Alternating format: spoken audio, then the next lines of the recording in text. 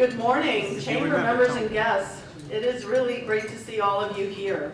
My name is Pam Stevens, and I'm the chair of the chamber and a partner at Cedar Law in Worcester, where I have a transactional commercial real estate and business practice. It's truly my honor to welcome all of you back in person to events and be here today with our legislators to address topics of importance to all of us. Before we get to our panel discussion, it's my pleasure to introduce the presenting sponsor of today's breakfast. Berkshire Bank has been the generous partner and sponsor of the Chamber's legislative breakfast for 11 years, and joining us to say a few words on their behalf is Aaron Thomason, Vice President and Berkshire Bank My Banker. Aaron?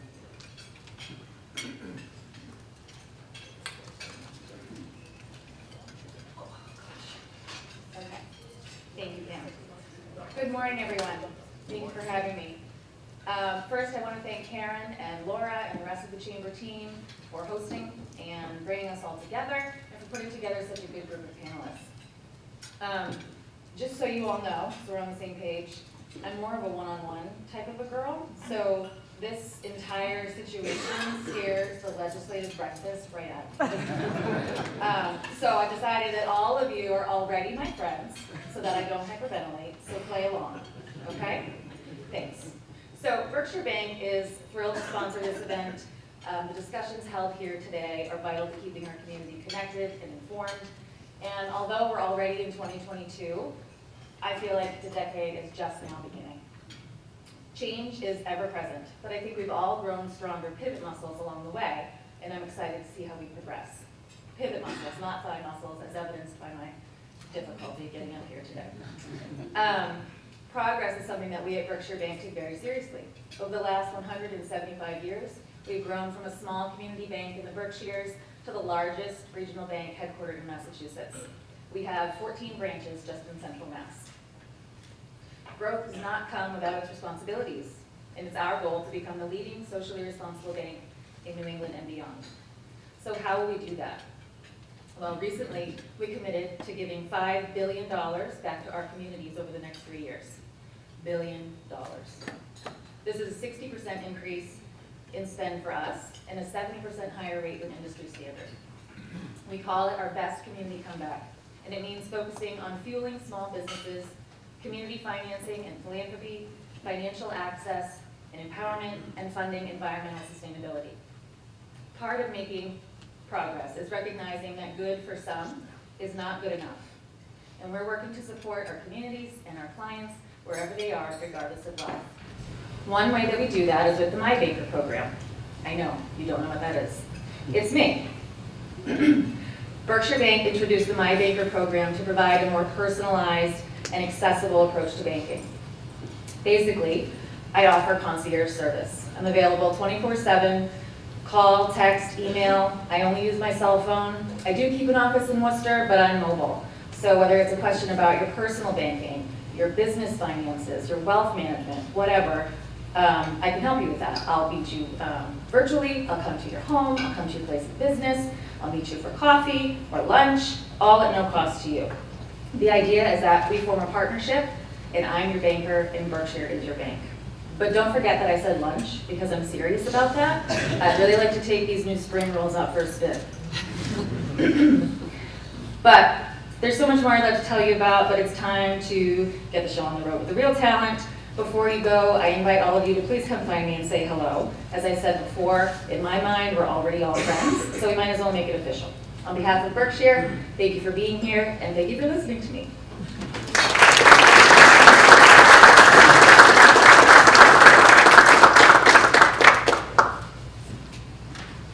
Thank you, Aaron and Berkshire Bank, for being a great supporter of this event and the Chamber. Before we introduce our distinguished state officials, I'd like to take a moment to recognize additional VIPs joining us today and invite them to stand when I announce their names. And let's hold our applause until the end. Jason Palich, Executive Director for the 495 Metro West Partnership. Aaron Houle, Superintendent of Schools, Assabet Valley Regional Technical High School District. Colleen Roy, Select Board Member for Town of Grafton. Shelby Marshall, Select Board Member, Town of Westboro. Zach Bowner, Westboro Economic Development Coordinator. Members of the Westboro Economic Development Committee, Mark Zepp, Rod Shafford, Holly Kenny, Scott Rowley, Katie Donahue, candidate for state representative, your Chamber's Board of Directors, Mark Donahue, Fletcher, Tilton, PC, attorneys at law, Dave Kaiser, Central One Federal Credit Union, Alex Campersall, Unibank, Paul McGraw, Stowe and Degon, Joe McManus, Cummings School of Veterinary Medicine at Tufts University, Eric Pereira, St. Mary's Credit Union, Steve Roach, UMass Memorial Health, Marlborough Hospital, Becky Roman, Whittier Rehabilitation Hospital, Patrick Royce, Webster 5, Mary Simone, the AC Hotel in Worcester, Joe Sova, Avidia Bank. Let's give them all a warm quarter round.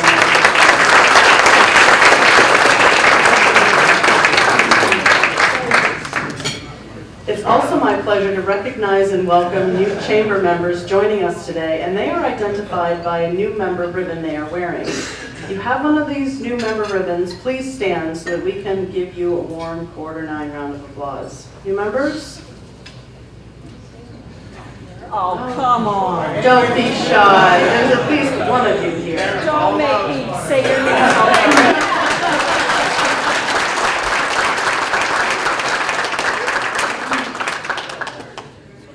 Now we'll get started with today's panel discussion, which is why we've all come out this morning. And I invite our legislators to take their seats on stage as I introduce the moderator for today's program. It's my pleasure to introduce our moderator, Mark Donahue. Mark is a director of the corporate and business and real estate practice groups for Fletcher, Tilton, PC, attorneys at law. He brings a unique skill set to his practice, part real estate lawyer, part corporate lawyer. He is essentially a business lawyer, trusted advisor, and sounding board on major decisions and judgment calls for his clients. Over the past 25 years, he has been involved in some of the major real estate development initiatives within Worcester County. Since 1986, he's been an active member of the Greater Worcester community, including a board of director for the YMCA of Central Massachusetts, and as a current director of the Quarter 9 495 Chamber, where he served as chair from 2011 to 2012. Ladies and gentlemen, please join me in welcoming to the stage today's moderator, Mark Donahue.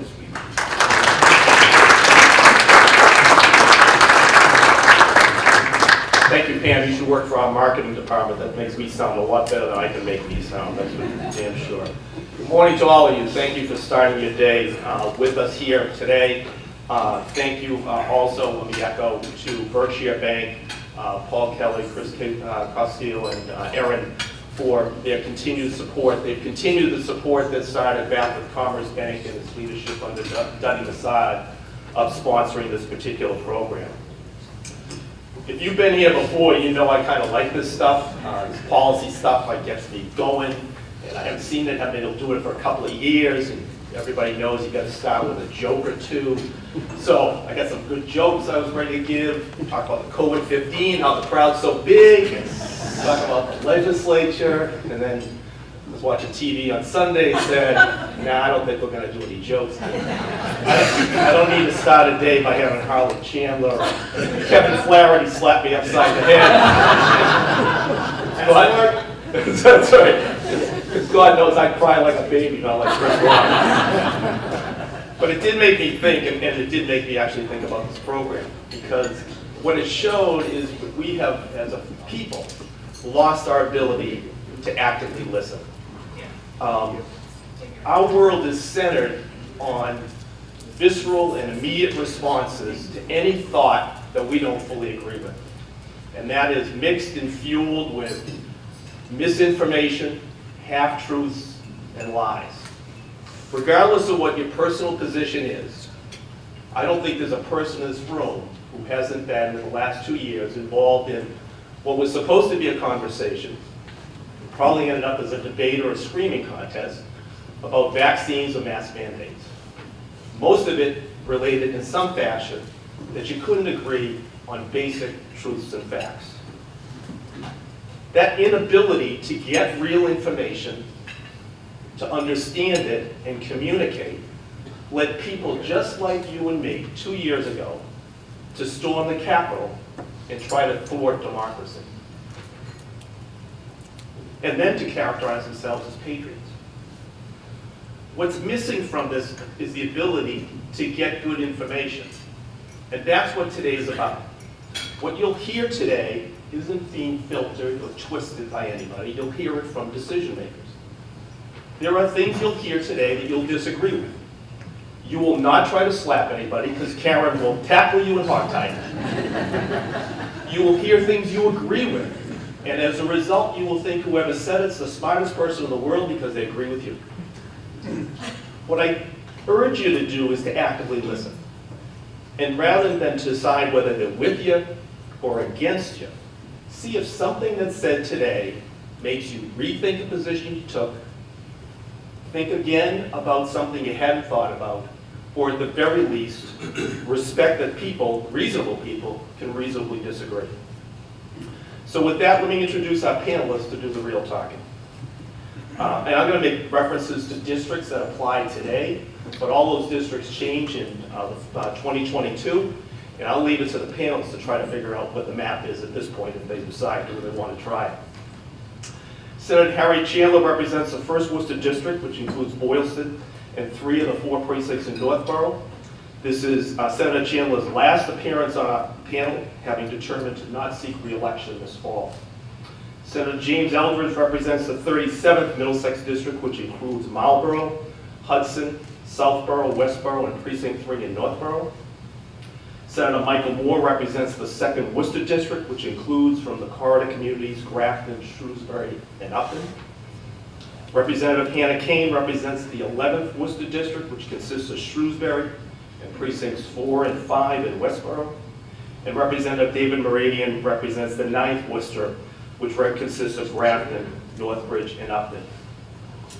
Our format is tried and true. We've got a series of questions which you have helped to draft. We're going to ask them. We've asked legislators to try to keep their answers to less than 2 minutes. We'll try to give at least 2 people a chance to answer, so they'll have them.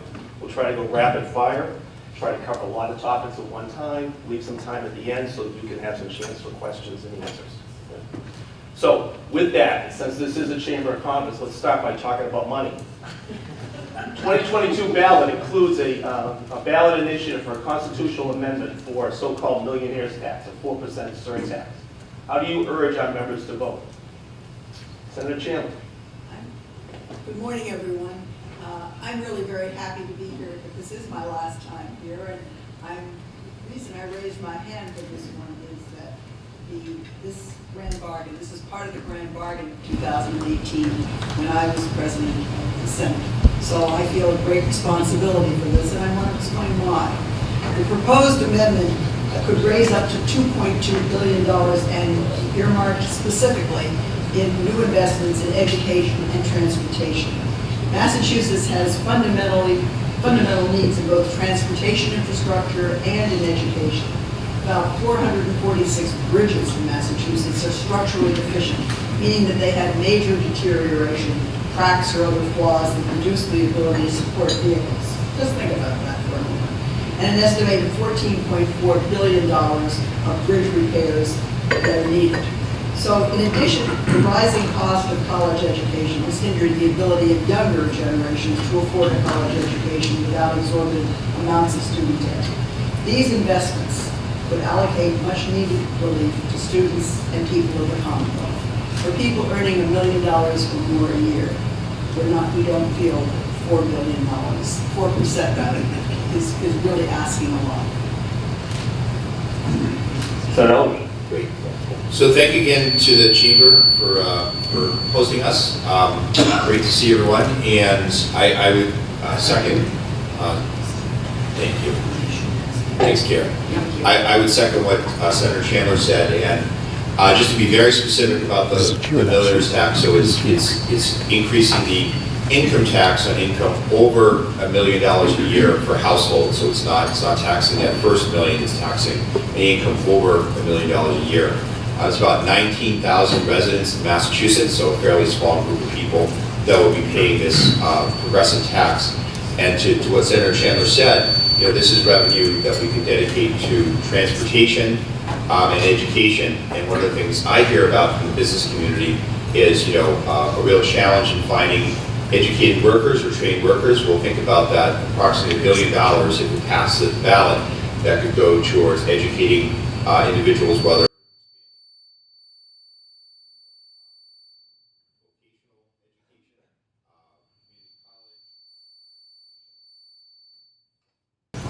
The AV department disagrees with this. I'm not going to move it now. And on the transportation side, we just hear so much about improving our RTA networks, commuter rail, beyond the roads and bridges, about how do we get people to certain places where there is a real area of job growth in Metro West and this region. Quarter 9 is incredible job growth, but how do we get people to get here to work? So I think the transportation piece is critical too, and unless we have those investments, that really isn't going to happen. So I do support it, and that is something that, as Mark said, is on the ballot for November for all the voters to weigh in on. Dave. I'm going to take a little bit of a different approach to this, with nothing but respect to my colleagues. But They don't like it. no, They're close. I'll go back and I'll talk a bit louder. So I do worry that when you're looking at taxing a specific class of individuals that make a certain amount of money, especially over $1 million, that they have the financial wherewithal to actually move. And understanding full well what our tax codes are in the state, individuals can move 10 minutes away, 15 minutes away, still conduct all their business that they can do here in the Commonwealth, but have a much more friendly tax bracket. And so for a state that received over $5.3 billion in coronavirus aid, locally an additional $3.4 billion, and then you're looking at budget projections that are $1.5 billion over an adjusted $1.5 billion in benchmarks, that's about $12 billion additionally from when kind of this original proposal was chatted about in the grand bargain before. So I wonder, with all that cash flow that we're seeing now, to say that we need additional revenue, to me is somewhat concerning, and that's kind of the approach that I'm going to take looking at it come November. But it's up to each and every one of the members here to look at how you individually want to vote on it, but I do have concerns with that sort of a financial amount of money. Those people can move away very easily and continue their business without batting an eyelash. Representative Kane. Thank you. It's good to be with you all this morning. Thank you, Karen and the Quarter 9 495 Chamber for having us. I agree with my colleague, Representative Muradian, and I would just add that there's nothing to say that education and transportation will end up being where this money is invested. The legislature has a long track record of saying we're going to invest in certain areas, and then, an administration later, a speaker later, that changes. So I worry that there isn't any certainty that these funds would actually ever go into these two areas on a long-term basis. Senator Moore. Can everyone hear me? Yes. I think as Representative Kane or Rep. Muradian said, this is going to the ballot. So it's an opportunity for everyone to voice their opinion on what they think the tax structure should be. That's one taxing thing I'm happy about with this. It's actually giving the taxpayers a chance to voice their opinion so we can get your input on this. I do think that it should pass if there is a need for it. The federal money that we have coming in, yes, it sounds like a lot, and it is a lot.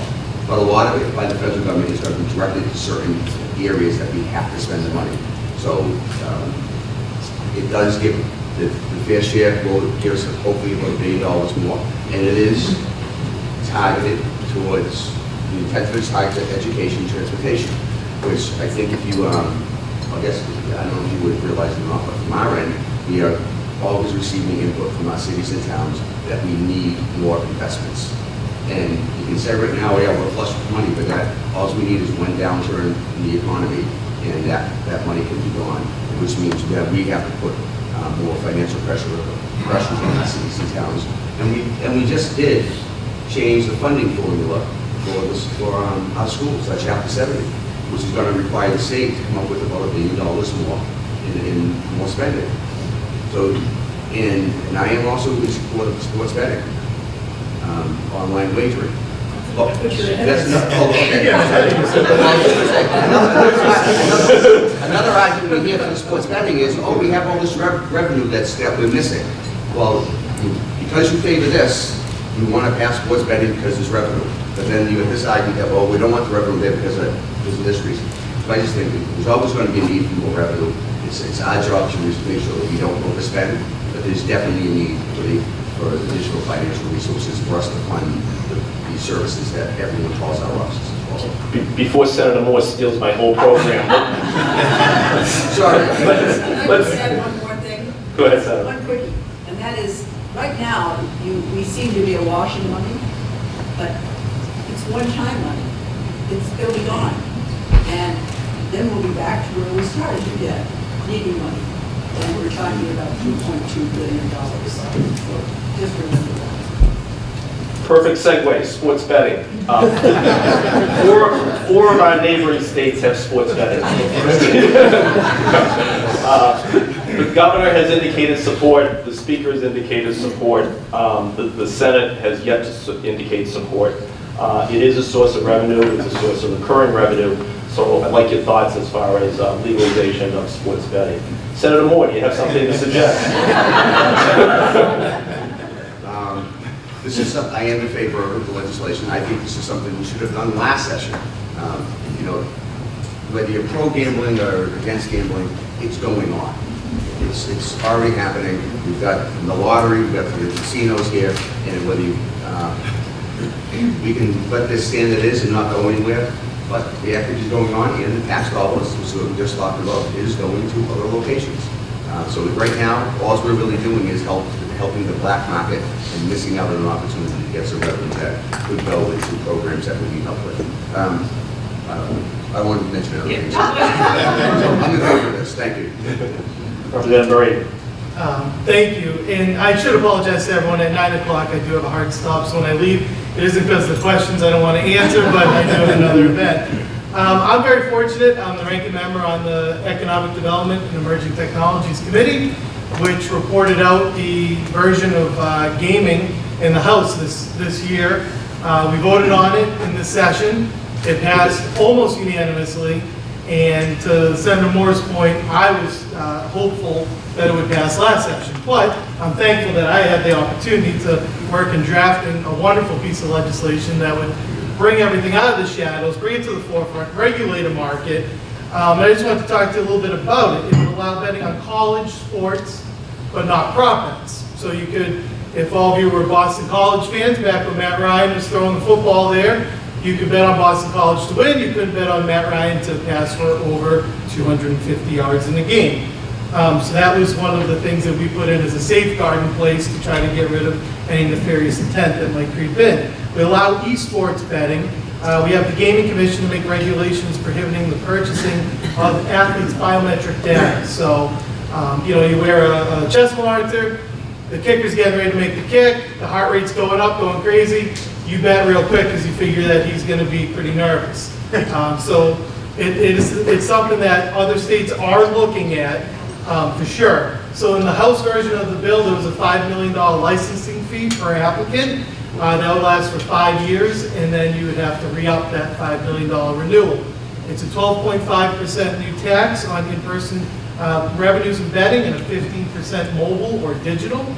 And then in there for the taxes and the licensing fees, 40% of the additional revenue would go forward to the Workforce Investment Trust Fund, 33% to a Gaming Local Aid Trust Fund, 20% to a Youth Development and Achievement Fund, 6% to a Public Health Trust Fund, and 1% to the Players Benevolent Fund. So I could go on further and tell you about why it's a great proposal, especially when we're talking about revenue. Instead of going and attacking a specific class for taxes, we can regulate a market that's largely operating still in the shadows. But one thing I will say, and if anyone wants to join me in raising a hand, how many people filled out a bracket for March Madness this year? I know a lot of us did. I'm sure some don't want to raise their hand. The American Gaming Association expects 45 million Americans to wager $3.1 billion on the 2022 March Madness tournament. that's money that this Commonwealth could certainly use. We're watching people go across the borders to bet. I mean, in New Hampshire, they said 1 out of every 4 cars for the Super Bowl was registered to Massachusetts. So that's all money that's leaving this state. If we want to talk about increasing taxes, we should talk about regulating markets. So I really, really hope and urge my friends in the Senate to take this up. It's a wonderful proposal. Thank you. Either Senator Eldridge or Chandler, because the issue seems to be stuck in the Senate. Yeah, sure. I mean, I do think the Senate's going to take up the legislation, and the Senate President spoke has indicated that. I think the things to think about is, I would say it's not perfectly straightforward. I think the really important thing to realize, and respectfully to Representative Muradian on the revenue side, is it's really, really important. And I talked to Senator Eric Lesser, who's the Senate Chair of the Economic Development Committee. The revenue is probably around $30 million a year. So let's be very clear that the revenue from sports betting is pretty modest as far as the taxes that will come from sports betting. This will add to more people betting on sports pretty much in casinos. That's where some of the licensing fees are from. And as someone that opposed organized casinos in Massachusetts, I do think there's a concern about, and it's really an economic development argument for small businesses, is that if you have, if a family has a limited amount of dollars that they're spending on, entertainment or recreational purposes, and they're spending even more of that money, often one time at a casino, perhaps now with sports betting, that's going to be less money they spend downtown at the restaurant or going to the theater or going to the museum. So, let's remember this is just sort of shifting money that might be spent in communities and more often not placing it in places like casinos or obviously online, but then you're not really spending money in any other place, say in downtown. So I think that's something to consider. The other thing to consider is, and this is something that hasn't been talked about as much about in the press, is that do we allow betting on college sports? Think about all of the excellent college sports and sports teams in Massachusetts. Do we want to allow betting in college sports and the potential negative and sort of disturbing impact that could have on young people, on college students who are playing sports? Suddenly bets are being made on those students. So I think that's a concern. And the last one is, although it's not as significant as those who go to casinos and spend money in terms of, it tends to be more often working class people or people that are less well off, but there's a larger percentage of people who will engage in sports betting that are not as well off, and that's the potential, if there's addiction, that suddenly someone spends all of their life savings engaged in sports betting. So do we want to increase that? What are the social costs of that? Impacts on families, etc. So that's why I appreciate Senate President Spoka has sort of made the point that let's be very specific and very thoughtful about what this proposal is. And also, this is probably my point more than hers, let's be really realistic about the revenue we're talking about. It's very modest revenue. It's nothing compared to the millionaire's tax, and so it's not going to increase the state's bottom line very significantly. Thanks. Briefly, Senator Chandler. I think you will find that we probably are all in agreement on the subject of this panel. And I think you will find that the legislature is pretty much in agreement. But Massachusetts is very cautious. The legislature is very cautious in how we undertake things. And that's something you should be proud of. We were very cautious about casinos. We didn't just jump into that. We certainly were very cautious about how we got into the cannabis business. We didn't just jump into it. We looked, we understood. We have probably one of the best cannabis commissions in the country. And we're going about this in the exact same way. We're doing it carefully and cautiously. But I would bet, I should use that word, I would bet that before the end of the session on July 31st, you will see a sports betting bill that come forth. I think it's something that people want. It will give us more tax revenue.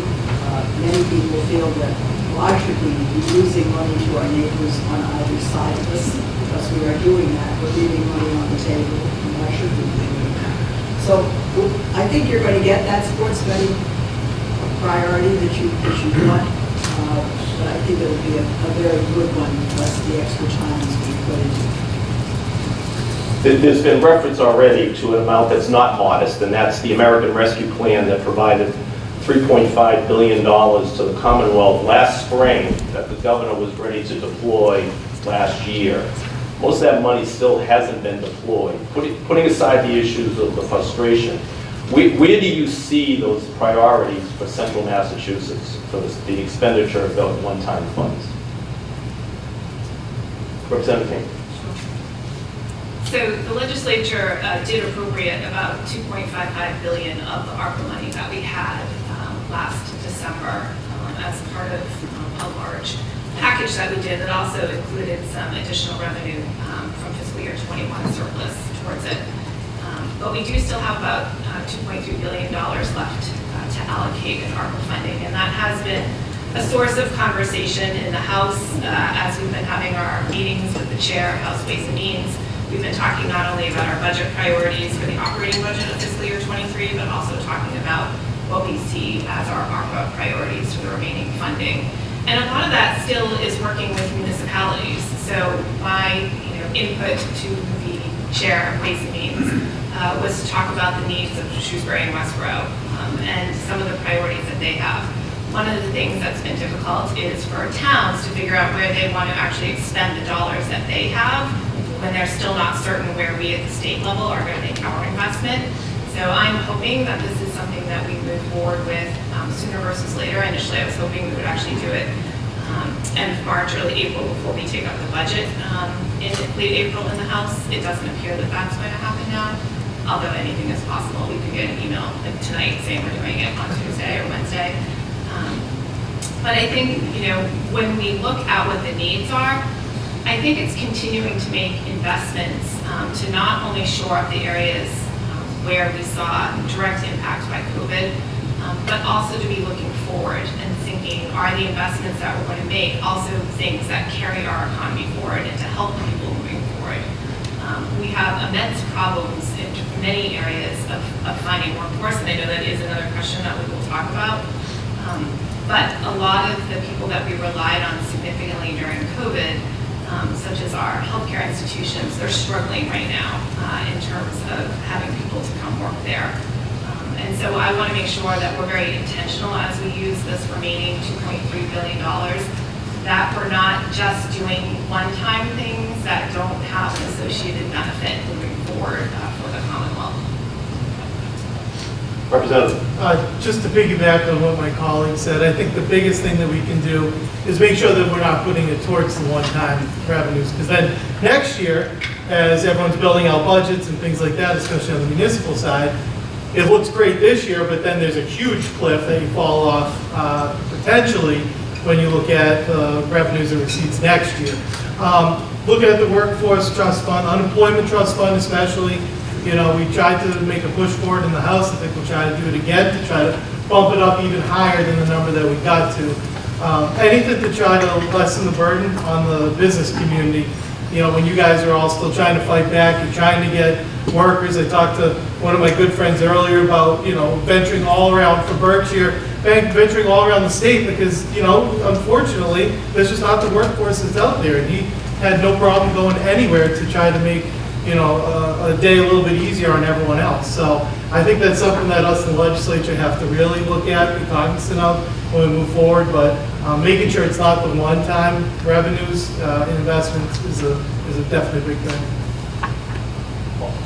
Senator. Yeah, I would, it's an incredibly exciting opportunity to what Representative Kane said, we passed sort of half of the so-called ARPA budget last year, so we have another opportunity too. And there were investments there. I think of the public housing authorities that have incredibly backlog maintenance lists for improving their facilities. The public housing authorities receive funding, climate resiliency. How do we support helping communities be more climate resilient given the impacts of climate change? Investments in public health, our public health departments, which did just incredible jobs during the pandemic, yet are incredibly underfunded. And so I think the funding in the ARPA budget of 2021 was around $200 million that hadn't been invested in decades in public health. So, these are the investments that are happening right now.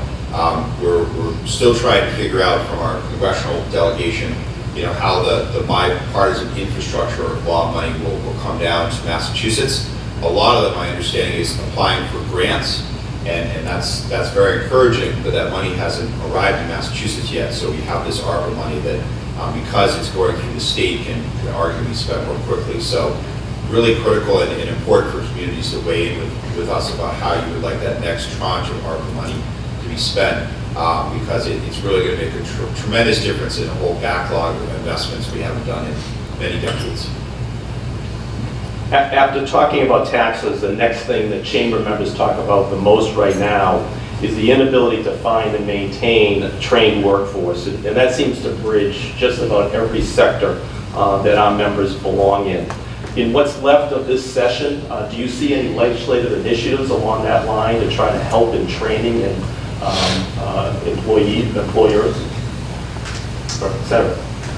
I think we're always looking for initiatives to try to work with the business community to make sure that we've got a skilled workforce. I got elected about 10 years ago, a little longer, and this has been an issue even before the pandemic. We've had the issue of, everyone keeps talking about how we're losing manufacturing in the United States or Massachusetts. And actually, manufacturing has been stable and it has grown slightly, but the biggest hindrance that they've had in their full expansion is the fact that we don't have a skilled workforce here to meet their needs. So they think the pandemic just really put more of an emphasis on the lack of skilled workforce right now. So I think we will see an initiative. I think every budget we try to do something to try to increase workforce availability. One thing myself and Representative Muradian worked with the Chamber of Commerce in Blackstone Valley is we set up a manufacturing initiative where the chamber runs it. They purchase all the CAD systems and different programs that they are working with the local manufacturers, and they're providing job training skills based on what the manufacturers need. So I look at that as a good example of a pilot program that we could probably look to expand in other areas of the state. This way, when we have students graduating or workers that are looking to find employment, they're getting the skills that employer or those local employees need, and there's no additional training costs that are as a burden to our local employers. Representative Kane. Sure, thank you. This is an area in which every single industry I've talked to says they can't find workers. So this is not germane just to one particular industry. It is really across the board. And several years ago, probably 4 or 5 years ago, the Baker Blue administration worked on a study, and they found that at the time, 35 to 45-year-old gap, those workers really weren't in Massachusetts. Either they went to school here or grew up here, but then they sought to actually start their family and have a career elsewhere because they couldn't afford living in a high-cost state. So when you look at the workforce development piece, which is critical, you also have to look at what workers need in order to be able to make a decision to start their career and live here. And so, working on the factors that can bring down the cost that it is to live here in Massachusetts are important. We also need, certainly more affordable housing. We need robust public transportation. And I do think we've done a good job in the legislature of allocating funds in an attempt to do more workforce development. I know over the last few years, just the investments, and I see Ernie Cole sitting back there, but at Assabet Valley in terms of a lot of the machinery. In years past, vocational schools would tend to get whatever companies were moving away from, they would give to the vocational schools, and then that would be there for training. And now what we're seeing is investments by the state so that the actual machinery or tools that are being used today in companies is what our students are learning on in those settings. And that's a really important, again, investment for us to make so that when these students come out, whether or not they go on to another 2 or 4 year school or go right into the workforce, they have skills that are immediately of value to the companies who are looking to hire them. I think also we've gotten a lot more intentional about making sure that we build pipelines, so connecting community colleges and making sure that what they're offering there in terms of classes and opportunities has a direct pathway into a local employer. And a lot of those things that we're doing, again, you know, they don't necessarily translate into something tomorrow, but we do have to play the long game in this one and make sure that we're always ensuring that we have the proper workforce so that our economy can grow and that we can retain the people who want to stay in Massachusetts. As a mom of 3 kids, 2 in college and 1 in high school, I want them to be able to come back and to start their family and have a great career here in Massachusetts. So we're constantly going to have a lot of work to do on the affordability issue as part of this. Senator Chandler. Yes, I think if we were to ask each of these tables who are sitting here what their greatest concern is, I think we would probably find that at least half of you are already concerned about the trained workforce. Could you just raise your hand if that is of concern to you? I mean, we're seeing it. It's real. And so maintaining a trained workforce is really essential to the future of the Commonwealth. It's not just central Massachusetts, it's all of Massachusetts. And that's why I supported the $107.5 million job training package as part of the ARPA bill. This package is an essential component of the bill, and job training is incredibly important in light of the difficulties the Commonwealth has felt throughout this COVID-19 crisis that we've been in. We are committed to expanding key programs geared toward the unemployed and the underemployed, including the Workforce Competitiveness Trust Fund, Learn to Earn, the Career Technical Initiative, and the Apprentice Program, as well as English training for speakers of other languages and other basic work readiness work. I've been involved in Worcester, Worcester's busy trying to resettle Afghanis. We're looking toward the next group of workers who are coming to the Ukrainians who are coming here. We have got to get these people trained and ready to work because these are an essential part of our workforce. And I would add that you can't have workers if they have no place to live. So housing is really an important component. And behind housing is the whole idea of zoning. You've got to change your zoning laws if you're going to have housing. So it's a package. It's an interconnected package that we have to look at. Representative Muradian. So all of my colleagues are spot on. There's one thing I did want to highlight though. The administration very recently just put forth the Hire Now initiative, which if no one in the room knows about it, I'd suggest you look into it right away because it's a first come, first served basis. It gives you $4,000 per employee. You can kind of put it towards anything. So you can put it towards sign-on bonus, retention, things like that, which again, it's open to all for-profit, non-profit. There's really not a parameter around that, but it is a first-come, first-served. When that tranche of money's gone, that is all that they've allocated right now. But it's something that I just wanted to mention quickly. You know, I didn't want to repeat anything that my colleagues have said because they're spot on. I'm sure I know the next question that you're going to after hearing about housing.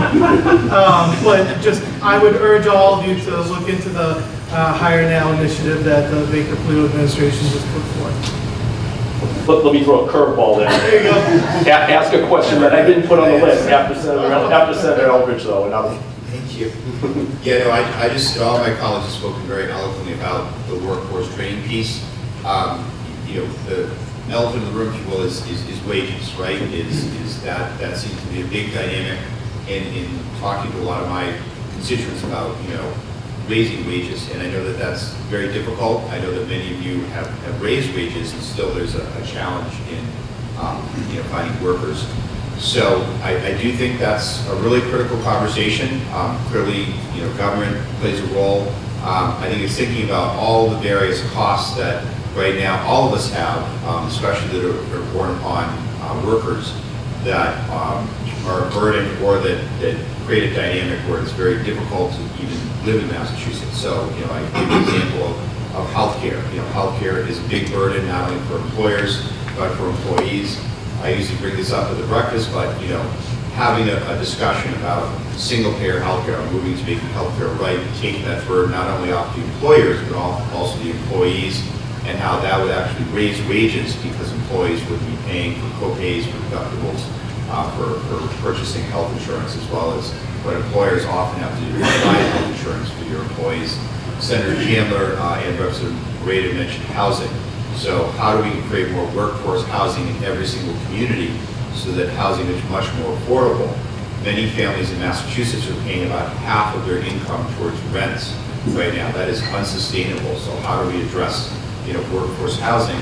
And the last piece, which I'm hoping can be addressed in the budget, is, if we're talking about raising wages, one of the things I've worked very closely with is human services employees.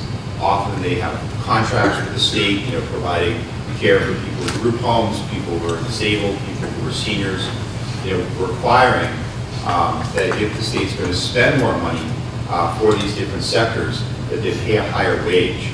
Many of the nonprofits that I speak to, where they're providing employees to work in group homes or to help people that are sort of living in the shadows of society, they're paying just $15 an hour, $15 an hour. So first of all, they're taking care of extremely vulnerable people. They should be not only paid more, but trained more to make sure that those people are taken care of properly. But second of all, it's much easier for them to leave and get a job, at McDonald's or Dunkin' Donuts. So how do we raise that wage? And if the state is providing that money through contract, they should require these organizations to pay a higher wage. So that's just one way that the power of government can raise those wages. If we don't raise wages, I don't think this workforce sort of crisis is going to be addressed. Thanks. So a question I was asked on the way in, so I'll pose it now to take something off the list, Representative Muradian and others, is relates to the expansion of Mass General Brigham to Westboro. And more than the local land use issues that it involves, it's the macro issue of its impact on central Massachusetts and delivery of health care, with the leadership of UMass Memorial Healthcare having been fairly strident in their opposition to the expansion. I'd be interested in your thoughts as DPH considers the expansion. Representative Kane. Sure. So I sit as the ranking minority member in the House on healthcare financing and public health. And so all issues related to health are something I spend a lot of time on. And one of the challenges that we have here in the state is reducing the growth of healthcare costs. That is something that we're charged to do. We just held on healthcare financing with the Health Policy Commission our annual meeting to think about what the benchmark should be. And there are challenges with the benchmark itself in terms of being looked at 2-year-old data. So the data that we're looking at right now to make our decision on a healthcare benchmark has nothing to do with COVID. It ignores that completely, which is a challenge in and of itself. But one of the challenges is when we look at the statewide healthcare dollar amount. A lot of people like to make the decision locally about what matters to them, but we're also, as legislators, charged at looking over the overall healthcare cost. And one of the concerns that we have is that the expansion of Mass General Brigham here will increase healthcare costs. Part of what will happen is the commercial payers who go to UMass will go to Mass General Brigham instead, and that will leave the public payers as the primary source of income for UMass. And the problem with that is that the federal government and the state don't reimburse at cost level or cost plus. They reimburse for the most part lower than that. And so, again, this is a macro issue for us, much more so than it is a micro issue, which is why you've heard those of us who are responsible at the state level to be looking at it at the state level have some concern about it. We're not the only ones with concern about it. Pretty much everyone else who has weighed in on it has expressed the same concern. Again, I know that all of us here want to make sure that everyone has access to health care. So it isn't an access issue as much as it is making sure that we're making decisions and that we're speaking to the responsibilities that we have at a state level to control cost as decisions are made at the local level in terms of expansions. Senator Chandler. Yes. Some 25 years ago, I chaired the Public Health Committee. It's almost embarrassing to say this, but I chaired the Public Health Committee when I was in the House of Representatives. And one of our major issues was, what do we do about the university? We had 2 hospitals here that could not last on their own. And each was looking for a partner, a Boston partner, which meant that we in Massachusetts, we in Worcester, would have to go to Boston probably for our tertiary care. that didn't make any sense. It made no sense at all to us. And so we were able to bring together UMass and Memorial in what has become a brilliant kind of amalgamation that we have all profited from. But UMass has a very heavy-duty group of people, of payers, who really are very poor. I think, I mean, there are people in this audience who are far more knowledgeable than I on this subject, that are very poor and live off of the Medicaid line of our budget.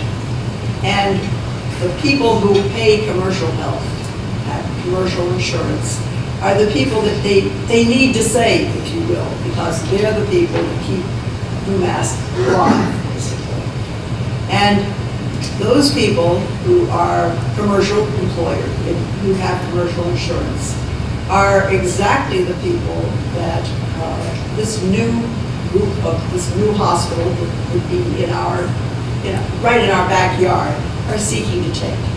And they would eat basically UMass's lunch. And we cannot afford that.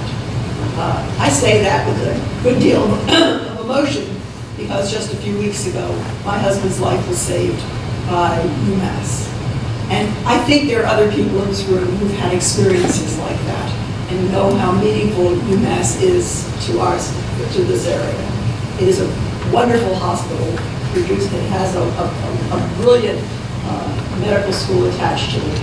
We are so lucky to have it. But I promise you, if we have Mass General Brigham here, we won't have the same kind of UMass that we currently have. And that would be we talk about serious economic drivers. That is a serious economic driver for central Massachusetts that we must consider. So I've got plenty more questions, but my mother always taught me to share, and I'm still trying to learn that concept. So I'm going to open it up to the floor for questions. If there's some confusion, a question has no more than one period in it. It ends in a question mark. Anything that's not a question, we'll talk about after we all leave, if we want. So show of hands, Karen will get your microphone, and we'll try to move this right along.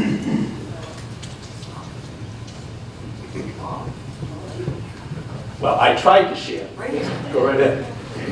Now, I don't let the microphone go, so you should know that, okay? There's been some discussion about a living wage. What do you consider to be a living wage in Massachusetts? Anyone? I mean, I think a living wage, again, I don't think there's the discussion around it. I don't think we're talking about moving to that anytime soon, but I think it's around $24, $25 an hour is living wage. Yep. So obviously right now $50 an hour.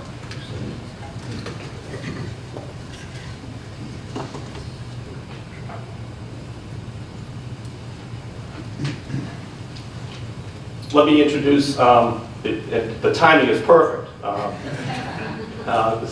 Representative Meghan Kilcoyne, who is from Northborough and has taken the seat formerly by Representative Naughton, who you remember from good other panels. It's timely that she's here because our tradition is the first panel you serve on, you have a mimosa bar afterwards. So I was a little concerned she was going to welch on it, but we'll all have mimosas afterwards instead. So go ahead with your question, sir. Just to stay on the previous topic, I wonder if there's anybody on the panel that is pro bringing Mass Brigham William to Westboro, for this area. Question if there is any support for the concept of Mass General Brigham's expansion to Westboro. We've heard some comments that came from before, concerns about UMass, but I'll leave it open to any panel member who wants to answer the question. Representative Kane. Yeah, again, the question isn't wanting to prevent Mass General Brigham itself. It's a question of healthcare costs, and they are the highest healthcare cost provider in the state by a significant amount. And unfortunately, this doesn't lower the cost of doing it. It lowers their own cost a little bit, but it doesn't lower enough the cost of healthcare. So it isn't, they're a wonderful healthcare institution. It is not a personal issue directed towards Mass General Brigham. It is the overall need to lower the rising cost of healthcare, and they're a contributing factor to it.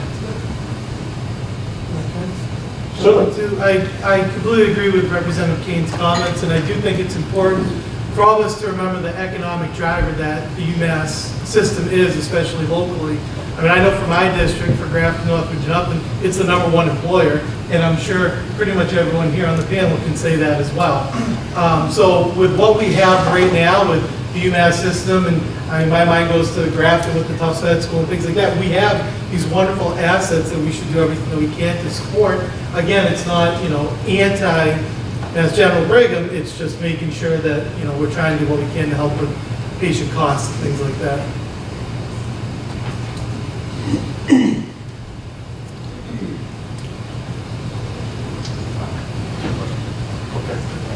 You brought up trained workforce. The other issue is workforce. It's tough to get people. We can train for a lot of our jobs, but just getting people to apply and actually come to an interview and then actually work. I don't know if that's something you can take care of, but. So question up back. Leo.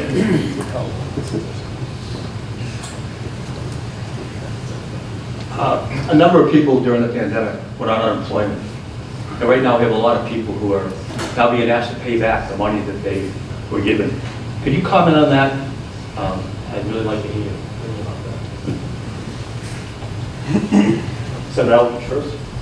Yeah, that really came as alarm to legislators, and I serve on the Post Audit Oversight Committee, which Senator Moore chairs, and we had a hearing on that in part related to unemployment payments. So I think we've all been very outspoken against the administration taking back that money because it could be extreme financial burden. So I think that has slowed down because that people that were receiving this money often not knowing whether it was a overpayment and suddenly being asked to pay back in one lump sum was very concerning. So I certainly don't support that continued effort by the administration. Senator Moore. I think this is going to involve more work by the unemployment department to try to determine whether the people submitting the request for unemployment did it fraudulently or whether it was just a mistake on behalf of the state. If there was a mistake made on the intake information that was received or that the state may have applied to the applicant, then I don't think they should be. I don't think we should be cooperating with that. But if we look at if there's more research done to determine that the person actually did something fraudulently, then yes, I do think we should go back. We should go back and try to get the money back. Because as Muradian talked about in the APA funding, we gave $500 million to the Unemployment Trust Fund to help so that the businesses, local employees wouldn't have to make up that cost. Because what we don't claw back at is going to fall on the burden of our employees. So I think, and you should look at the intent of the person applying for it. If you did it with nefarious purposes, then yes, we should go back and we should pay the price for that. If it was a mistake on behalf of the Commonwealth, then you should not bear that burden. Representative Kane, I'll give you the last word. Sure. I just want to note, too, that it's hard to think about right now, but if you think back to the beginning of the pandemic and everyone immediately stopping work, our folks that work in labor and workforce, I think they had 50 people who worked on unemployment at the beginning of the pandemic. And they had to scale that up to over 1,200 people. And they had to do it extremely quickly. They too were at home, like all of us. So the breadth and scope and speed of having to respond, and also dealing with the federal government, which, when something gets passed at the federal government level, you expect there to be a very quick turnaround. We have to wait for all their rules and regs and written procedures to come down. So that also changed several times during this. So there was, I think, a lot of work that was done by many to respond very quickly, and some of what we're seeing now is because of that speed and necessity. There's some challenges, but I fully agree. If it was fraudulent, then somebody should be held accountable. If it was because things changed or innocent mistakes were made, then I think we need to be cognizant of that as well. Another question here. Yes, I was wondering, what about utility rates and things like that to make it more attractive so we can raise the wages for the workforce? Has anything like that been looked at? Because coming from a state where it's 18%, it's higher to live in the state of Massachusetts, it makes it very competitive, and we have to be very creative, and with the cost of living going up, it makes it very difficult. With an average kilowatt probably 19 cents a kilowatt now versus 6 cents a kilowatt in some of the other states. Yeah, I mean, utility rates are absolutely a concern in energy costs, and we live in Massachusetts as a deregulated environment, so there are some abilities for the Attorney General or the state to push back on the increase in rates, but I would say that it's going to take some time. It's about moving to renewable energy, where you're seeing the cost of solar, the cost of wind go down, and more decentralized energy. And I do think that's part of the solution. I know just going to a number of grand openings of new housing developments, including public housing, where the design of the house also combined with solar, sometimes geothermal, the energy bills are almost zero. So it is possible, and I think it's about helping small businesses, helping residents move towards that clean energy economy and investing in being powered by clean energy. So that's, in my part of the view, but I would be the first to say that's not going to address it entirely, and we probably will have, at the end of the day, higher energy costs in New England for a long time. I don't think that's going to change very much. Kevin? There was a comment earlier about controlling healthcare costs. And I'm curious, what does that mean to the panel, as well as what does that mean to the legislators across the state? Thoughts on healthcare? Representative Kilcoyne. Yes. Yeah, I'll take this one first. And again, I apologize to the crowd for being a bit late today. I had some car issues, but glad to be with you all this morning to at least answer some of your questions. So, I think when we talk about healthcare, we all look at it both, I think, from this perspective of our own communities that we represent in the Commonwealth as a whole, and trying to strike some sort of balance to make sure that, both patients and residents can expect to access healthcare without, astronomically rising costs. We all know that's a problem, not just in the Commonwealth, but nationwide. And then I think to go to some of the comments earlier regarding, the hospital situation in Massachusetts, making sure that we're protecting access as well. My district spans all the way to Tilton and Sterling, and we have a hospital, which is part of the UMass system in that area, which has been for years, just because of the location of vital area for residents to access. And I know many in Northborough and the Berlin side of my district access Marlborough Community Hospital. And so we want to make sure that we are doing what we can from the state level to work with stakeholders to try to see how we can make sure that costs are continuing to rise as best we can in Massachusetts, but also make sure that we have a community where our hospitals can survive, and that people don't have to travel farther and farther and farther to access care. So I know that's not really about the cost of what you're asking, but it all comes together in terms of trying to make sure you can access quality care, that you can afford it, and that we're doing what we can to kind of support the hospitals and patients that need that are dealing with these astronomical costs as well. Senator Chandler, you've been involved in healthcare costs for most of your career. Long time. Most people would say that healthcare is probably a broken system. And if you've had any contact with it recently, you probably agree. Let me just say that it is a complicated system, a very complicated system. And you can't, it's not running a sprint and taking care of, finding a silver bullet that will take care of the whole subject. It's dealing with it patiently and thoughtfully and carefully. The Senate just did a bill on the cost of prescriptions. Think about what you pay for your prescription costs.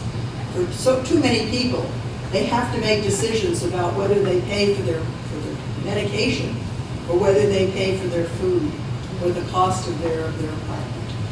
That shouldn't be the choice that they have, and yet that is. And yet when they tell you that they found a miracle drug that will cure something, it's wonderful. But when the miracle costs more than the average person can afford, we have a problem on our hands.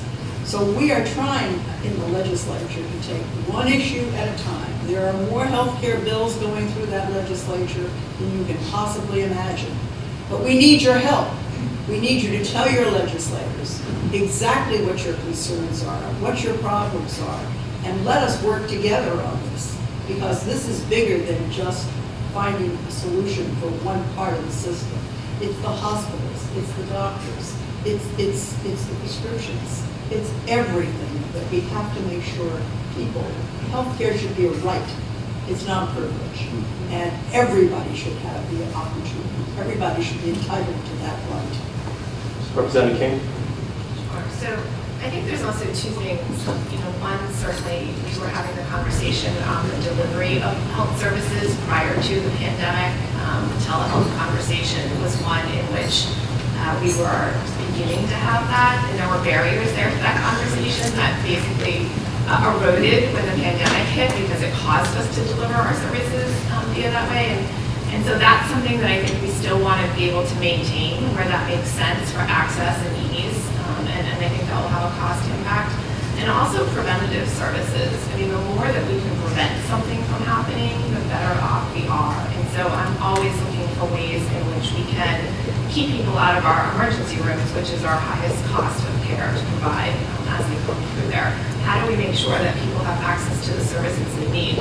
The Senate just did a bill again on a lot of mental health concerns included, and that's another one. We do not have access to enough mental health professionals, even though I just read an article the other day that Massachusetts has more, I think, psychiatrists or psychologists per capita. You would never know that based on the need that exists there. And so there's work that we need to do to be able to get those services as well as into just family medicine and to primary care. So we have a lot of work to do on the state level towards that, but I think part of it is definitely preventative and part of it is delivery of services in terms of thinking about how to control costs. One thing you'd like Should I add something to that too? briefly. I would just say, great question about healthcare costs. I think there's a lot of important efforts that the state has. It's certainly complex. I think that my conclusion is that modest sort of tinkering the edges is not going to change anything. We provide the best healthcare in the country, perhaps in the world. We also have the highest healthcare costs in the world, and that's why I mentioned earlier single payer of respectively eliminating health insurance companies' direct reimbursement to hospitals, to medical providers through a progressive tax, and think about the elimination of paperwork, think about the elimination of denial of care by health insurance companies, and think about the better support and really healthcare planning, including better supporting community hospitals. And for those that sort of shudder at the idea of single payer, let's think about what happened during the pandemic. That was a single payer government response to a pandemic where it was direct government response, every single community, every single state to provide the vaccine and provide masks to stop COVID. And although for a lot of reasons there were hiccups there at the end of the day, it was a very successful approach in Massachusetts. So just something to think about, because small business owners pay the largest premiums, pay the highest costs compared to large companies, and I think single payer is the only way to go. Representative Kilcoyne, I'll give you the last word on this critical issue. All right, I just wanted to kind of build off some of the points that Senator Chandler made, just to kind of give an idea of how complex this issue can be. I think there's so many moving parts, and I know I've been actually working with the Healthcare Finance Committee on a bill dealing with removing prior authorization in our current system with biomarker testing. And what this would mean is basically all it's doing is trying to get cancer patients access to what's called the biomarker testing to identify what treatment they need quicker. So it would be a bill that's trying to remove a hurdle so patients can access care earlier and target it so it's not as invasive as normal cancer patients. And we've been working with the committee on this for a bit, but that's just really one tiny piece of and even though it's so nuanced and still so complex. So it's about bringing everybody together to having these broad conversations, and hopefully, we'll move this along. It's a super new issue. It's just starting to get talked about in other states, so I'm excited to work on it. But, we have to continue working with others in the legislature that have other ideas so we can come together to move this issue forward. But just wanted to add that as just an example. This is a very complex issue. Thank you. There is no shortage. I know this question is out there, and I apologize, but we did commit to the legislators for a certain schedule, and I've certainly got more questions, but I did want to leave at least a moment at the end. Senator Chandler's been with us since I started doing this, and I knew Harley back before when she was in Worcester as a state representative. So in light of that, I'd like to give her a chance for a few parting words, and then I've got some words, and Karen does too. Harley? I have been coming to this breakfast for a long time, for the 22 years that I've represented Northborough in the legislature, in the Senate. And I must tell you, I come every year scared to death what you're going to ask me, scared to death. And the moderator who preceded our current moderator is in the audience right now. He really frightened. But this is a wonderful opportunity for communities that are adjacent to each other and who share regional concerns to come together and understand the importance of cooperating with each other. Because basically you're one community. Your needs are the needs of one community. And all of us represent you, but all of us work together. That's what the legislature is all about, whether we're in the House or whether we're in the Senate. We work together. Whether we're Republicans or whether we're Democrats, we need the votes. In other words, to get to a majority, you need to count and have a majority. And it doesn't matter whether it's red or blue, Democrat or Republican, you need the votes. So that's the way, and it has never mattered too much to me whether somebody is a Republican or Democrat. What matters is that we share views that are quite similar on the same situations. Here in Central Massachusetts, we have always had a very good working relationship. And this has been a highlight of our year, scaring us to death, but it's been a highlight of our year. You've done a beautiful job, Carter and I, 495. You really, I mean, I can't say enough for what you've done. And I think everybody who joins me on this panel will agree. So please keep coming. And I will miss coming here and worrying about what you're going to ask. But I'll be able to survive it. But thank you. Thank you for your attendance. Thank you for getting up early in the morning to join us here. And thank you for listening to us and giving us your advice. That's the most important. Well, thank you.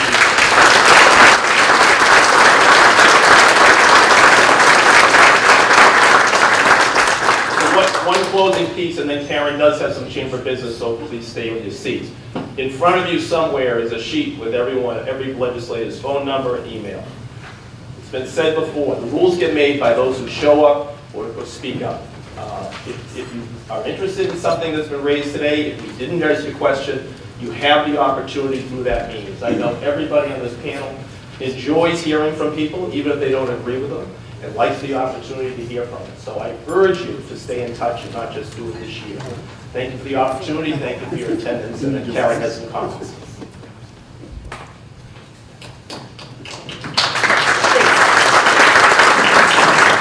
This breakfast is a highlight of the Chamber's year, and I hope you'll all join me in thanking our distinguished guests and our wonderful moderator, Mark Donahue, for an amazing discussion. Thank God they come back every year, because it's a great time for all of us to hear about what's on your mind and to see where we can help and when they make their voting decisions. So can we have a great round of applause for all of them?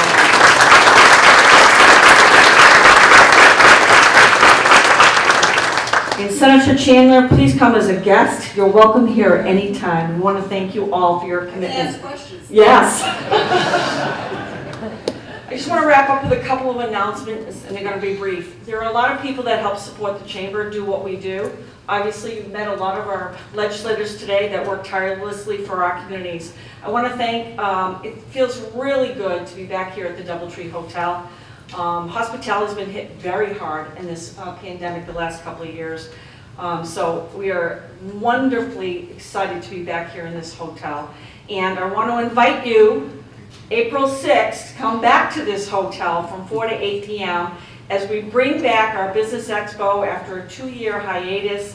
There's over 75 businesses on display. It's a great networking opportunity, amazing food. It is a very, very unique opportunity to come and network. You'll meet a lot of people that night, so I encourage you to pre-register in advance. And secondly, I want to thank Karen Henderson and Westboro TV.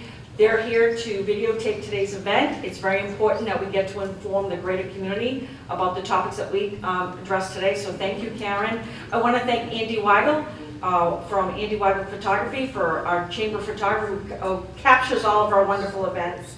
And I'd also like to thank our exhibitor today, Tony Gallo from Gallo Moving, for exhibiting today. And one last final statement, Heather Ferchilli manned the Chamber's booth today. She's from Central One Federal Credit Union, but she's on the leadership team of our referral group. These are groups that are available to members who want to be part of a exchange of business. They meet twice a month, so if you'd like to know more about that, Heather, where are you? There, she raised her hand. She'd love to talk to you more about it. Mostly, I just want to let you know, as the president of the Corr 9495 Regional Chamber, I can't be more excited to be back in person, to see all of your faces, to welcome you, to bring this annual event back, to be with all of our distinguished guests, to talk about everything that we talked about today.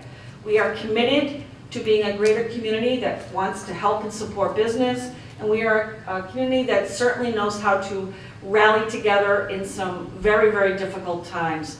We did have an opportunity to thrive. We have more work to do. There are so many people to thank that actually helped support through some of the most very difficult times. Certainly, we have representatives from UMass Memorial Hospital, Steve Roach, the president. He would reach out so many times to say things that they needed by this community, and they really did rally to come and support our hospital of our region. So I'm so proud of this particular community. I'm proud of you as members, and I really want to thank you for being here. If you had a minute or more to meet a lot of people today, please follow up and support and do business with one another, and I hope to see you all at Expo. Thank you so much.